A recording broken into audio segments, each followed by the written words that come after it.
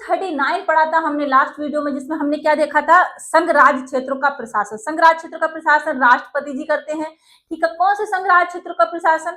उन संघ राज्य क्षेत्रों का प्रशासन जहां संसद ने कुछ कानून द्वारा ऐसी संस्था स्थापित नहीं की है, ऐसा निकाय स्थापित नहीं किया जो ऐसे संघ राज्य क्षेत्रों का प्रशासन देखे। मतलब कुछ विधानमंडल नहीं है उनका अपना, ठीक है, मंत्री परिषद नहीं है, ऐसे संघ राज्य क्षेत्र का प्रशासन राष्ट्रपति जी देखेंगे, ठीक है। वो अपने किसी प्रशासक को नियुक्त करते हैं, उसके द्वारा, जैसे राज्यपाल को भी नियुक्त कर सकते हैं, ठीक है, उनके द्वारा वो सभी कार्यविधियां देखते हैं, ठीक है, शासन करते हैं, ठीक है जी।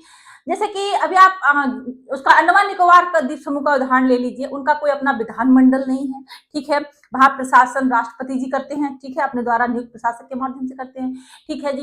क्यों नहीं है वहां अपना मंत्रिमंडल, उनका मतलब मंत्रिमंडल क्यों नहीं है अंडमान निकोबार में? क्योंकि जनसंख्या कम है, ठीक है। एक पॉइंट क्या हो सकता है कि जनसंख्या कम है। दूसरा, सामरिक रूप से बहुत ज्यादा महत्वपूर्ण है, गवर्नमेंट सीधा नियंत्रण चाहती है, ठीक है।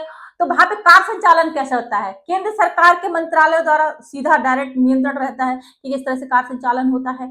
देखिए उसका जो स्थिति है, मतलब बंगाल की खाड़ी में स्थित अंडमान निकोबार द्वीप फैले हुए हैं सब, ठीक है जी। तो वहां पे सब प्रशासनिक नियंत्रण यही सब देखते हैं, जो सीधा गवर्नमेंट के नियंत्रण में आता है, ठीक है जी। आया समझ में?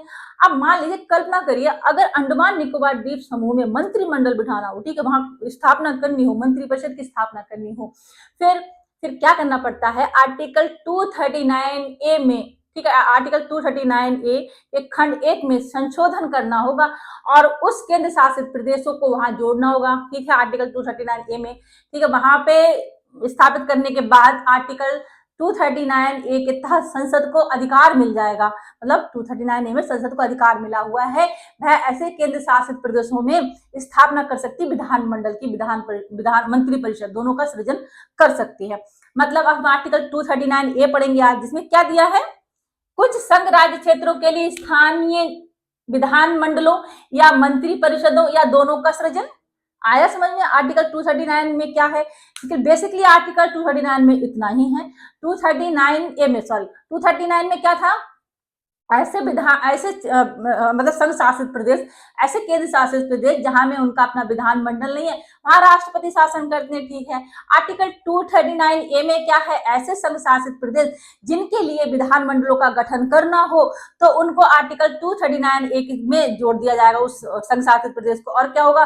फिर क्या होगा? उसको उसमें विधानमंडल स्थापित कर दिया, क्योंकि आर्टिकल 239A के तहत संसद को यह अधिकार मिला हुआ है कि वह किसी संघ शासित प्रदेश के लिए इस तरह का निकाय स्थापित कर सकती है। मतलब विधान परिषद या विधानमंडल, इन सबका विधानसभा